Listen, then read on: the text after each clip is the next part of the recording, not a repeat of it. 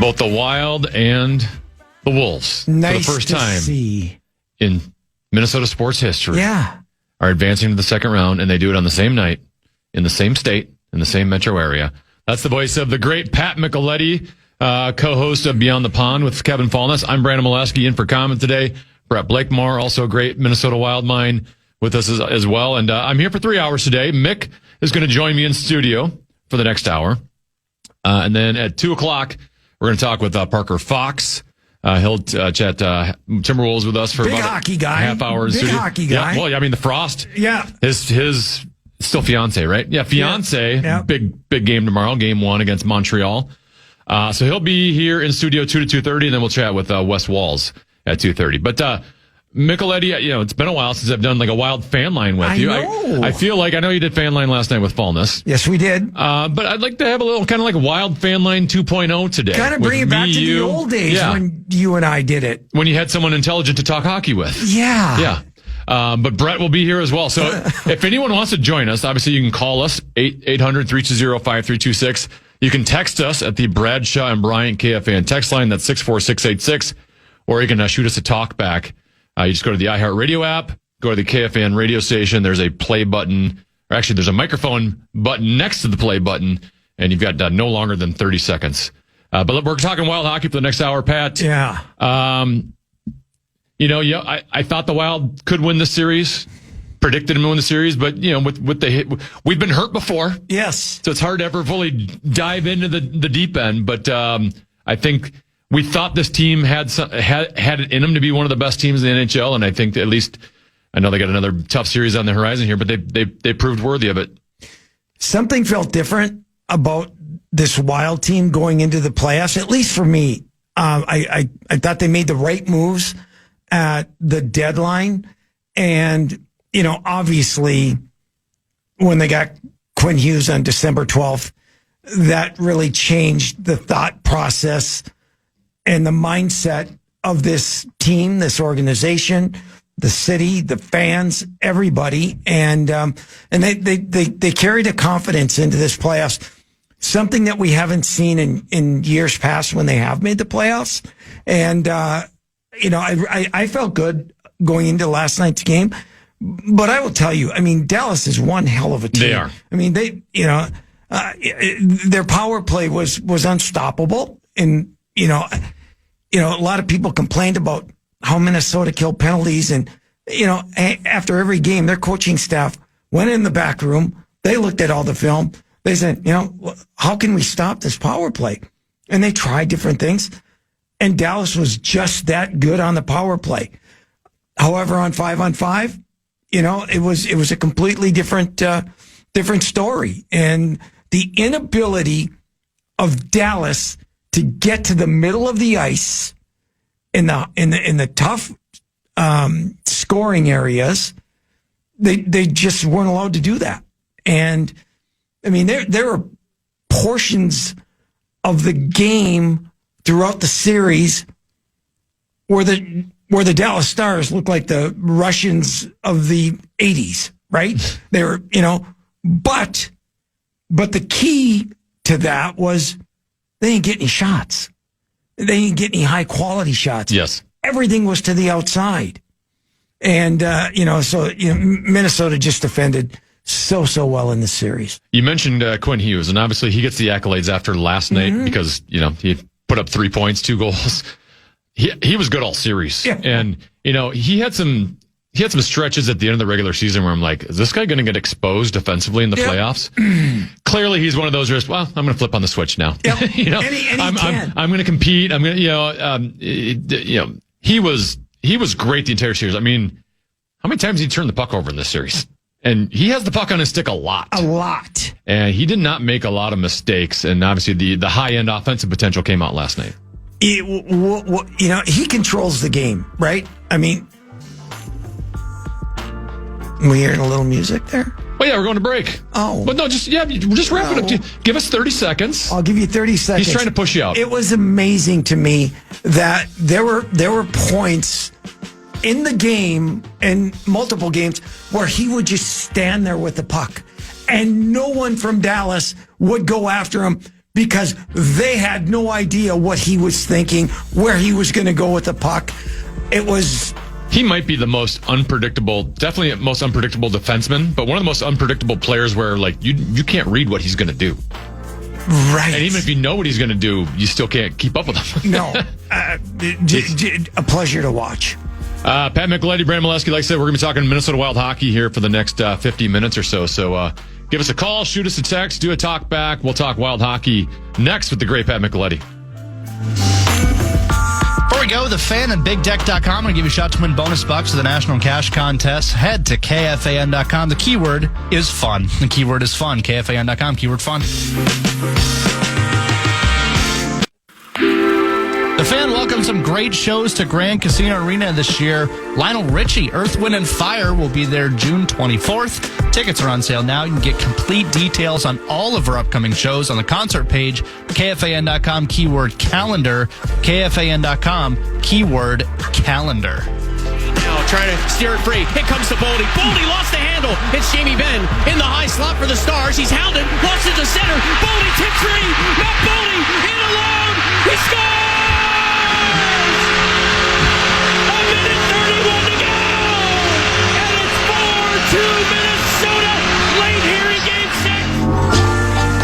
Yeah, welcome back to the Tennafitzgerald. Joe O'Donnell on the call last night. Wild win. They're in the second round. They take on the Colorado Avalanche on a date and time to be named later. Pat Micheletti with me as we're talking Minnesota Wild hockey here until 1 o'clock. A couple text messages here at the Bradshaw and Bryan KFAN text line, 64686. Texter says, please comment more on Hughes. He might be the best skater I've seen. He literally makes guys on the other team trip over their own skates. Well, he does, right? The way he uses his edges, the way he turns. Yeah. And he just shoots. When he turns, the ability to just, I don't even know how to explain it. I'm always fascinated. You're a defenseman. I can't, I don't have any comparisons to him. I'm always amazed, like, the National Hockey League is the best hockey players in the world. Without a doubt. And to have a guy who can do a certain skill so much, like, looks like men against boys. Yeah. Right. And I think you were just talking about, like, his edge, his power turns and, like, his edge work on that is above everyone that's basically ever existed, where they can be right on him. And even, like, his first step out of it is so powerful and strong. Yeah. He can just turn like narrower than everybody else can with a puck on a stick. And then what's more impressive, Brandon, and he made so many plays that he kept alive, right? That you were thinking, okay, out of the zone, regroup, go back at it. But no, his ability to hold pucks in, and when he comes out of a turn, a power turn, and his ability to know where a player is amazing. I mean, the goal that Boldy scored in game, I get all these games screwed up. So the last one was it game 5 in Dallas. Well, he kept the puck in right on the far right blue line in a scrum, and he was able to throw it completely across. That kept the play going. Puck went around the net. They worked it a little bit more. Ends up on Boldy's stick in the back of the net. That puck should have been out of the zone. Game 1, he makes a play where Dallas has control of the puck outside of the blue line, steals it, kind of goes across, right? But then he turns and throws it right back to Zuccarello, who was right on the blue line. Dallas is like, what just happened? Kaprizov is all alone on that far side. Easy pass. Kaprizov all day. And, when he's in all alone like that, more often than not, he's going to score as a perfect shot, right? But that doesn't happen without Quinn Hughes. No doubt, right? He makes everyone on the ice better. Yeah, he does. And what he does is he confuses the other team. It's like, what? Okay, where should I go? Who should I cover? All eyes are on him, and you don't know what he's going to do with the puck. And that's what makes him so good. I mean, he's so clean getting the puck out of your own zone. Yeah. Just efficient every time. Doesn't make mistakes. His blue line play in the offensive zone just fascinates me. And I am so excited for all the young Minnesota hockey players that are now going to be growing up that get to watch Quinn Hughes. Yeah. And now they're going to try to mimic that later in life.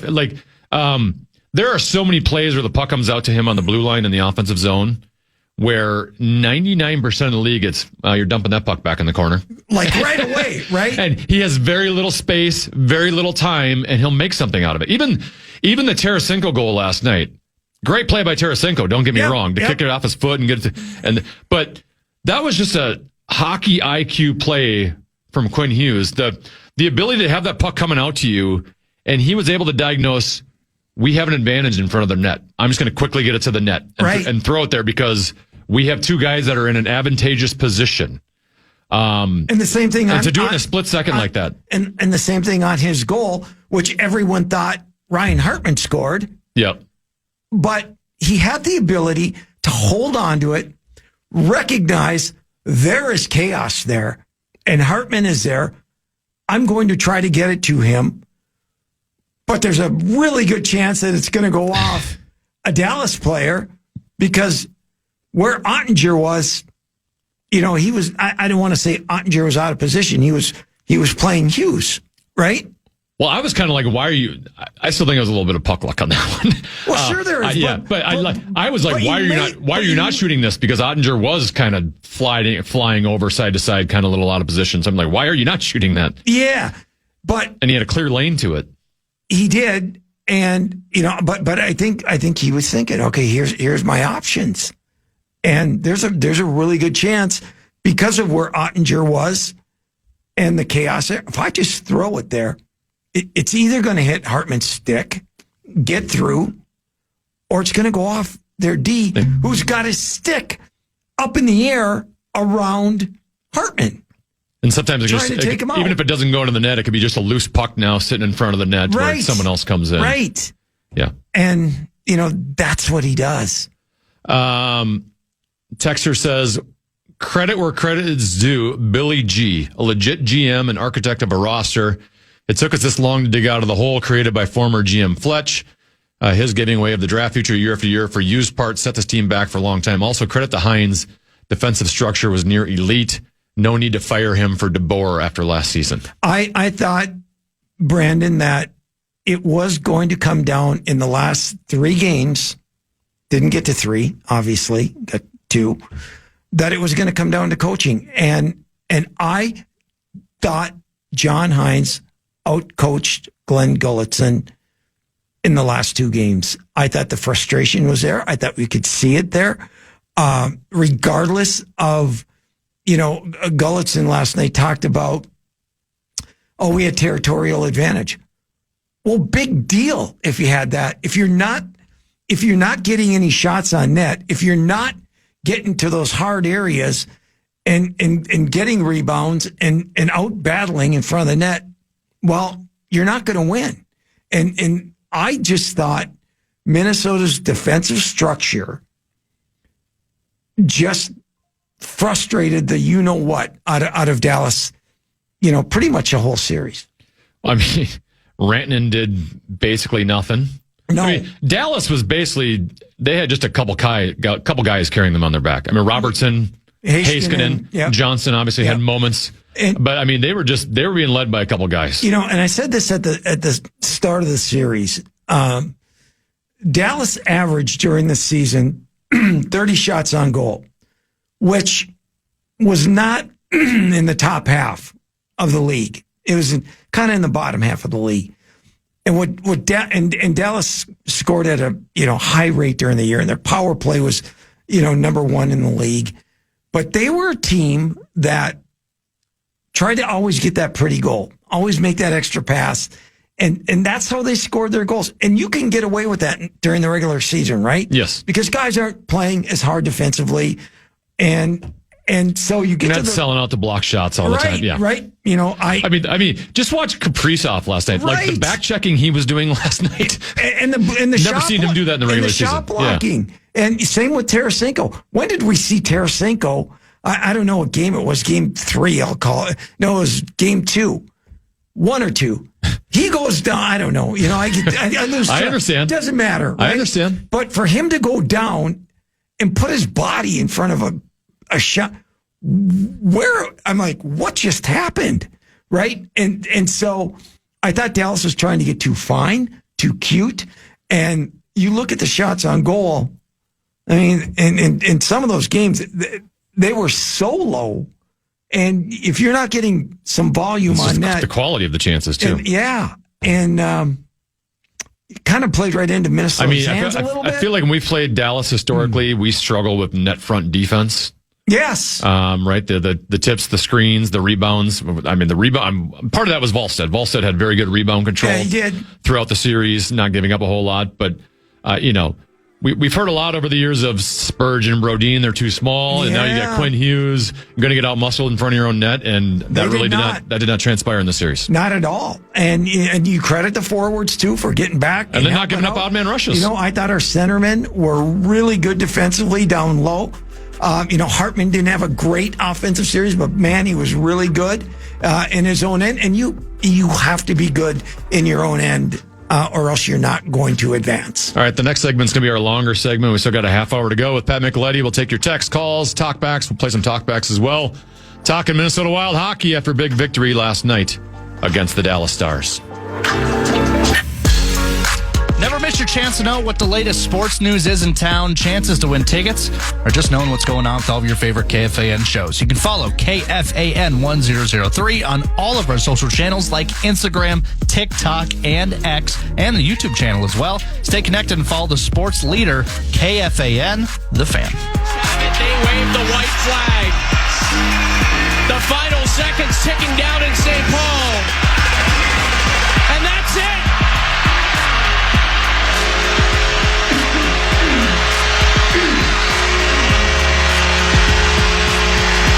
Colorado, here we come. Yes, Wild win. They're heading to Colorado. Brandon Molesky along with Pat Micheletti. Let's take some talkbacks, shall we, Patrick? Sure. Hey guys, Max Megan here. Last night, one of the greatest, if not the greatest nights in Minnesota sports history. And as for the Wild going on moving forward, it feels ridiculous to say being a Minnesota fan, but this team can win it all. Play the murmur button. I don't know who can stop this team if we play like we did last night. That's all I gotta say. Go Wolves, go Wild. See you later. Oh my gosh, you are above average.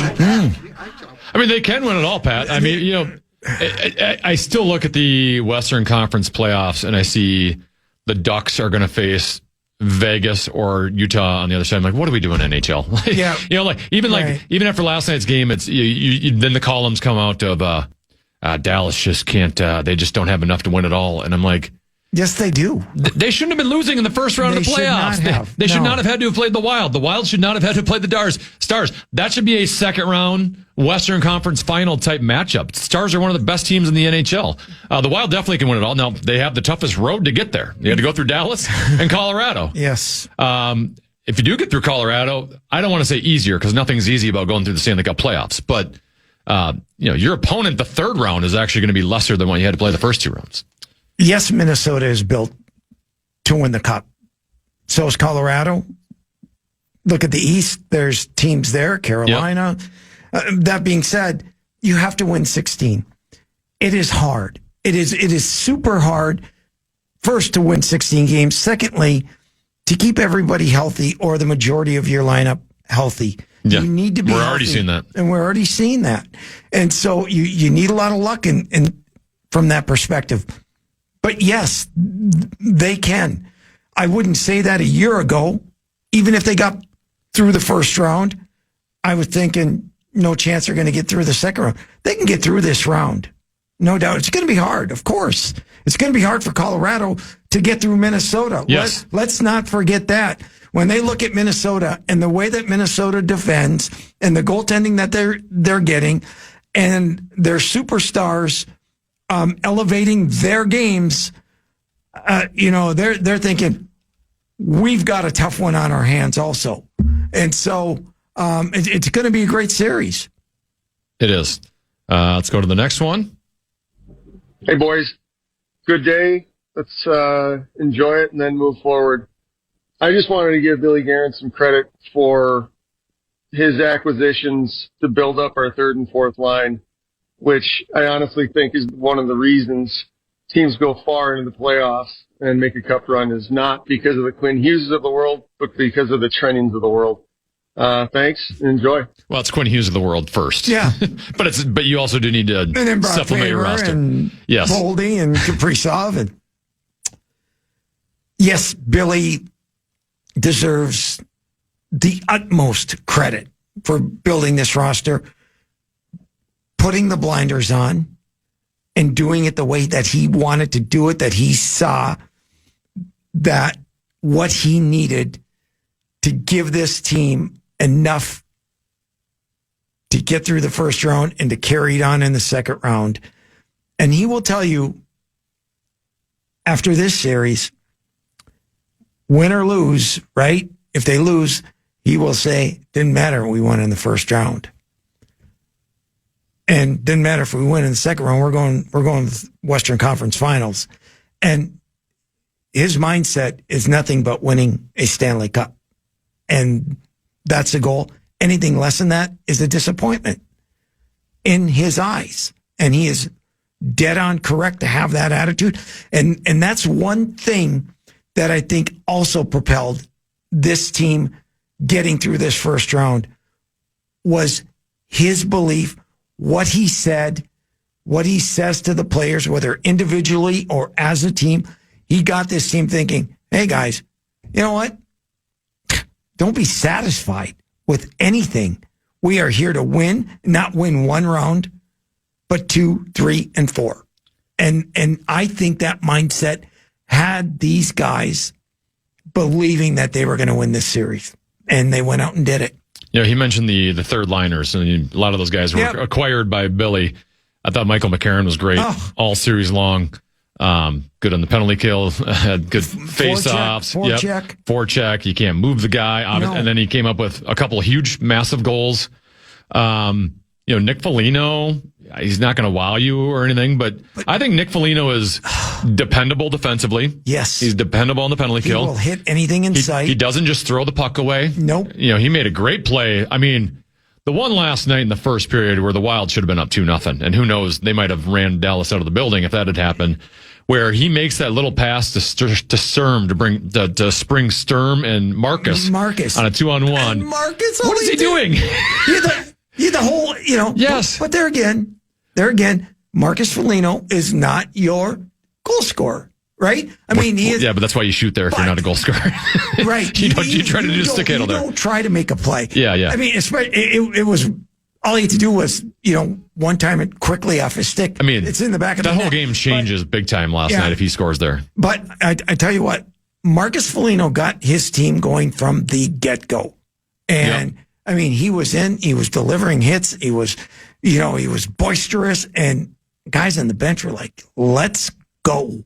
And so that's what he brought to the game. He had a moment early on in the series where he looked like he was getting too emotional. Yes. And I'm like, you got to play with emotional, but do it the right way. And you got to give credit to the Wild throughout the series, because there was a lot of cheap shots from the other side. Oh. How many headshots did they have in this series?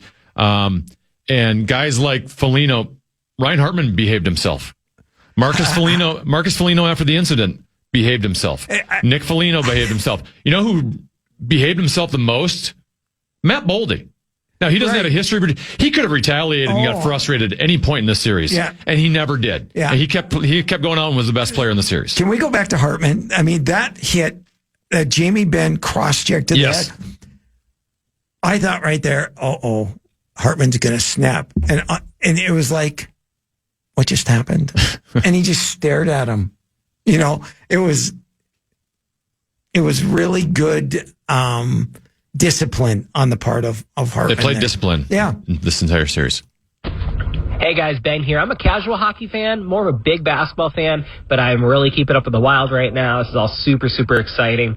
I'd like to know from you guys who are big-time hockey fans, big-time hockey experts, what's going to be the biggest difference between playing the Dallas Stars and the Colorado Avalanche? I think a lot of difference. Yeah. First of all, Style of play. Style of play is extremely fast.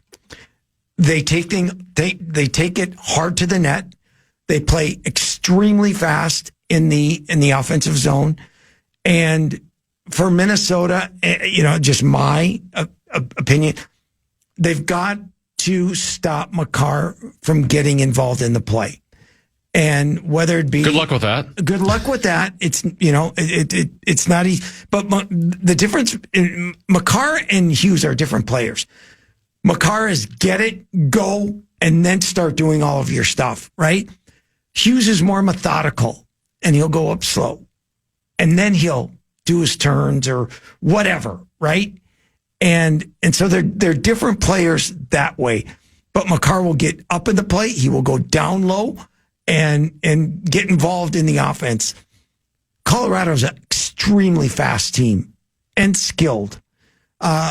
And so they're going to have to find a way to slow that down and the pace dictate the game a the little pace bit. will be frenetic. It will be. It'll be the fastest. And the good thing is Minnesota can skate. Well, I was going to say, I think what's great about this Wild team is they can play both styles. They can. They can play the Dallas Stars style. They can play, not going to say they can play the skating level at the same as the Colorado Avalanche, but they can skate with them. They have guys that are capable. Pace is going to be faster. I think 5-on-5, you're not going to probably outplay. You're probably going to have some more goaltending in this series. Your goalie's going to have to make some saves. Is going to have to steal some games. But I also think the Wild are going to have a little bit more space offensively than they had in the Dallas series, where I think there's people upset that maybe Kaprizov's disappearing at times, or they're not getting. I think that line, Boldy, they're going to get their chances. You're going to have more offensive chances. And we saw a power play in Dallas that was best in the league. It was phenomenal in that series. Colorado has struggled, and you wouldn't think. I still don't know how that's possible. How is that possible? All right, so they add Nazem Kadri, right? And now he's on their number one power play. And I watched in. What have you got? Him, McKinnon, Makar, Brock Nelson, Nichushkin, Natchez. Yeah. They haven't found it. I watched that LA series and it was I don't want to say discombobulated, but they just couldn't get anything going. And I mean, you got to credit the LA Kings for part of that, but as a whole, in the last 10, 15 games, it has not been very good. And so, is it going to come down to that in this series? The special teams again? Well, typically we always say that, right? It's going to come down to special teams and goaltending. Well, this series with Minnesota, it was stopping Dallas 5-on-5, and they did that. So, but it's going to be a different series, no question about it. Hey, Tenna, Pat, Brett. Super proud to be a Wild fan today. I thought last night's game showed a different intensity. Just kind of proves that this Wild team is much different than other teams in the past. My main takeaway from last night, if you listen to some of the post-game interviews from guys like Hughes, Faber, Boldy, Wallstedt, very stoic, not satisfied. These kids are hungry. Let's bring on the Avs and let's see what we can do. Go Wild. I noticed that too. I was actually going to probably talk about that maybe like 45 minutes from now. They were showing Bill Guerin on TV last night and didn't show a whole lot of emotion. The Wild media, the local media, and I don't blame them. I would do the same thing. I'm not ripping them here.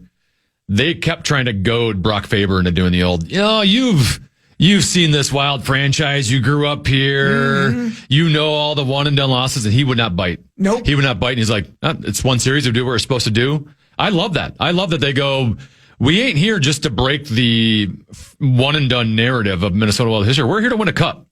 And it might not be this year, Pat. I think they can win this year. Yeah. But they have a couple year window here. They do. Where they have a chance to win a cup. in any of those seasons. And I think that all goes back. Where's it? Everything start, Brandon? It starts at the top, and it starts with your general manager, and it filters down to the rest of the team. And I think he's made it crystal clear what the intention is for this year with the players that they have. And he went out and supplemented his lineup with the McCarrons and Nick Foligno's, Bobby Brinks of the world, Petrie, and they have meshed in very, very well with this team. Not initially, because it took time for those guys to get acclimated, understand the Minnesota Wild way, and it is showing up here in the first round. Text message at the Bradshaw and Bryant KFAN text line at 64686.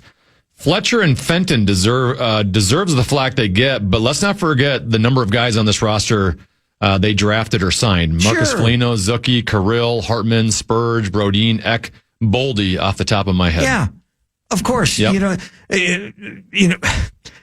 Sometimes they get fired for the wrong reasons. Sometimes they deserve to get fired, but you can never forget what these past general managers have done. And that goes with any other team around the league who have drafted really good players.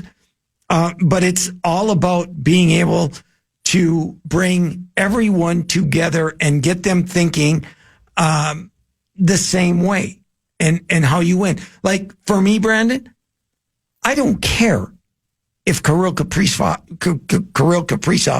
scores 2 goals, 4 goals, 8 goals, 10 goals in the next series. The bottom line is if they win. And that's all that matters. He's playing winning hockey. And that is the mentality that I think this team has, is that, okay, we got to find a way to win. We are going to win. Okay, this guy hasn't scored. Okay, who cares? Did we win the game?